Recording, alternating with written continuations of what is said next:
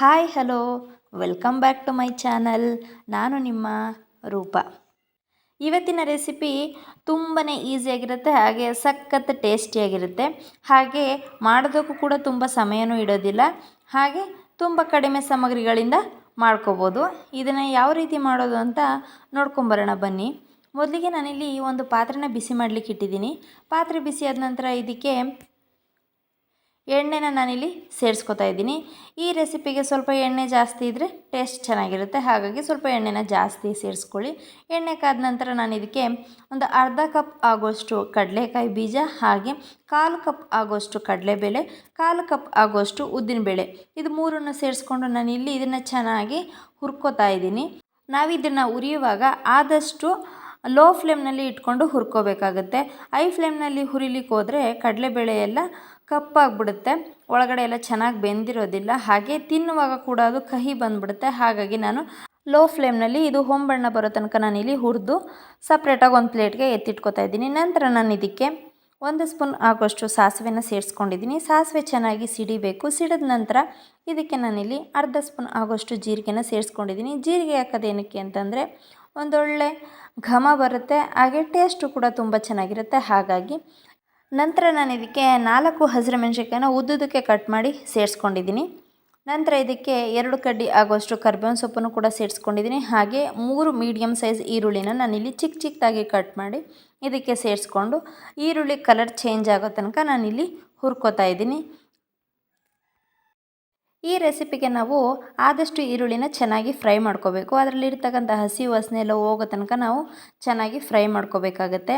ಇದಕ್ಕೆ ನಾನಿವಾಗ ಸ್ವಲ್ಪ ಸಾಲ್ಟನ್ನ ಸೇರಿಸ್ಕೊತಾ ಇದ್ದೀನಿ, ಹಾಗೆ ಸ್ವಲ್ಪ ಅರಿಶಿನ ಕೂಡ ಸೇರಿಸ್ಕೊತಾ ಇದ್ದೀನಿ. ಯಾಕಂತಂದರೆ ಈರುಳ್ಳಿ ಬೇಗ ಬೇಯುತ್ತೆ, ಹಾಗಾಗಿ ಉಪ್ಪು ಮತ್ತು ಅರಿಶಿನ ಎರಡನ್ನೂ ಕೂಡ ನಾನಿಲ್ಲಿ ಸೇರಿಸ್ಕೊಂಡು ಮತ್ತೊಂದು ಸ್ವಲ್ಪ ಹೊತ್ತು ಚೆನ್ನಾಗಿ ಕೈ ಆಡಿಸ್ಕೋಬೇಕಾಗತ್ತೆ. ಇದ್ರ ಮಧ್ಯದಲ್ಲಿ ನಾನಿವಾಗ ಸಣ್ಣದಾಗಿ ಕಟ್ ಮಾಡಿ ಇಟ್ಕೊಂಡಿರ್ತಕ್ಕಂಥ 1 ಮೀಡಿಯಮ್ ಸೈಜ್ ಟೊಮೊಟೊನ ನಾನಿಲ್ಲಿ ಸೇರಿಸ್ಕೊಂಡಿದ್ದೀನಿ. ಇದನ್ನು ಕೂಡ ಚೆನ್ನಾಗಿ ಫ್ರೈ ಮಾಡ್ಕೋಬೇಕು. ಟೊಮೊಟೊ ಎಲ್ಲ ಚೆನ್ನಾಗಿ ಸಾಫ್ಟ್ ಆಗಬೇಕು, ಅಲ್ಲಿ ತನಕ ನಾವು ಇದನ್ನು ಹುರ್ಕೋಬೇಕಾಗತ್ತೆ. ನಂತರ ನಾನು ಇದಕ್ಕೆ ಮೊದಲೇ ನೆನೆಸಿ ತೆಗೆದಿಟ್ಕೊಂಡಿರ್ತಕ್ಕಂಥ ಹುಣಸೆ ಹಣ್ಣನ್ನು ರಸನ ನಾನಿಲ್ಲಿ ಸೇರಿಸ್ಕೊತಾ ಇದ್ದೀನಿ. ನಾನು ಇದಕ್ಕೆ ನಿಂಬೆಹಣ್ಣನ್ನು ಸೇರಿಸ್ತಾ ಇಲ್ಲ, ಹುಣಸೆ ಹಣ್ಣಿನಿಂದನೇ ಈ ಒಂದು ರೆಸಿಪಿನ ಮಾಡ್ತಾಯಿದ್ದೀನಿ.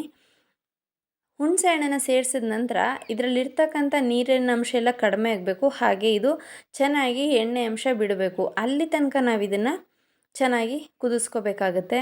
ಇದಕ್ಕೆ ನಾನಿವಾಗ ಸ್ವಲ್ಪ ಉಪ್ಪನ್ನು ಕೂಡ ಸೇರಿಸ್ಕೊಂಡಿದ್ದೀನಿ. ಮೊದಲಿಗೆ ನಾವು ಈರುಳ್ಳಿನ ಉರಿಯುವಾಗ ಸ್ವಲ್ಪ ಉಪ್ಪನ್ನು ಸೇರಿಸ್ಕೊಂಡಿದ್ವಿ, ಮತ್ತೊಂದು ಸ್ವಲ್ಪ ಬೇಕಿದ್ದರೆ ನೋಡಿ ಸೇರಿಸ್ಕೊಳ್ಳಿ. ನಾನು ಬೇಕಾಗಿತ್ತು ಹಾಗಾಗಿ ಸೇರಿಸ್ಕೊಂಡಿದ್ದೀನಿ.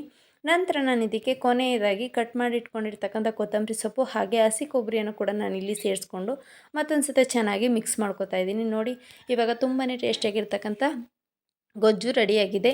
ನಾನಿಲ್ಲಿ ಮೊದಲೇ ರೆಡಿ ಮಾಡಿ ಇಟ್ಕೊಂಡಿದ್ದೆ ಅನ್ನನ, ಹಾಗಾಗಿ ಅದೇ ಅನ್ನಕ್ಕೆ ನಾನಿಲ್ಲಿ ಚೆನ್ನಾಗಿ ಕಲಿಸ್ಕೊತಾ ಇದ್ದೀನಿ ಗೊಜ್ಜನ್ನು ಸೇರಿಸ್ಕೊಂಡು. ಇದಕ್ಕೆ ಸ್ವಲ್ಪ ಗೊಜ್ಜನ್ನು ಸೇರಿಸ್ಕೊಂಡು ಇದಕ್ಕೆ ಇವಾಗ ನಾವು ಮೊದಲಿಗೆ ಹುರಿದಿಟ್ಕೊಂಡಿರ್ತಕ್ಕಂಥ ಕಾಳುಗಳನ್ನು ಕೂಡ ಸ್ವಲ್ಪ ಪ್ರಮಾಣದಲ್ಲಿ ಸೇರಿಸ್ಕೊಂಡಿದ್ದೀನಿ.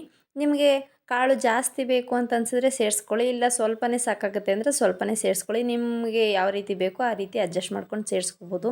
ಆದರೆ ಚಿತ್ರಾನ್ನಕ್ಕೆ ಯಾವಾಗಲೂ ಕಾಳುಗಳೆಲ್ಲ ಜಾಸ್ತಿ ಇದ್ರೇ ಟೇಸ್ಟು ತುಂಬ ಚೆನ್ನಾಗಿರುತ್ತೆ, ಹಾಗಾಗಿ ನಾನಿಲ್ಲಿ ಸ್ವಲ್ಪ ಜಾಸ್ತಿ ಸೇರಿಸ್ಕೊಂಡಿದ್ದೀನಿ. ಸೇರಿಸ್ಕೊಂಡ ನಂತರ ನಾನು ಇದನ್ನು ಚೆನ್ನಾಗಿ ಮಿಕ್ಸ್ ಮಾಡ್ಕೊಂಡಿದ್ದೀನಿ. ನೋಡಿ, ಮಿಕ್ಸ್ ಮಾಡ್ಕೊಂಡ ನಂತರ ಈ ರೀತಿ ಕಾಣಿಸ್ತಾ ಇದೆ. ತುಂಬಾ ಟೇಸ್ಟಿಯಾಗಿರುತ್ತೆ. ಒಂದು ಸತಿ ನೀವು ಕೂಡ ಟ್ರೈ ಮಾಡಿ ನೋಡಿ, ತುಂಬ ಇಷ್ಟಪಟ್ಟು ತಿಂತೀರಾ. ಮನೆಯಲ್ಲಿ ನಿಂಬೆಹಣ್ಣಿಲ್ಲ ಅಂತ ಅಂದಾಗ ಸಡನ್ನಾಗಿ ಅಂದರೆ ಸ್ವಲ್ಪ ಸಾಮಗ್ರಿಗಳಲ್ಲೇ ತುಂಬ ಜನಕ್ಕೆ ಆಗುವಷ್ಟು ತಿಂಡಿನ ನಾವು ಪಟಾಪಟ್ ಅಂತ ಪ್ರಿಪೇರ್ ಮಾಡಿಬಿಡ್ಬೋದು. ನೋಡಿದ್ರಲ್ಲ ಈಸಿಯಾಗಿ ಈ ರೆಸಿಪಿನ ಯಾವ ರೀತಿ ಮಾಡ್ಬೋದು ಅಂತ. ಈ ರೆಸಿಪಿ ಇಷ್ಟ ಆಗಿದ್ರೆ ಒಂದು ಲೈಕ್ ಮಾಡೋದನ್ನು ಮರಿಬೇಡಿ. ಹಾಗೆ ನನ್ನ ಚಾನಲ್ನ ಯಾರಾದರೂ ಹೊಸದಾಗಿ ನೋಡ್ತಿದ್ರೆ ದಯವಿಟ್ಟು ಸಬ್ಸ್ಕ್ರೈಬ್ ಮಾಡ್ಕೊಳ್ಳಿ. Thank you for watching.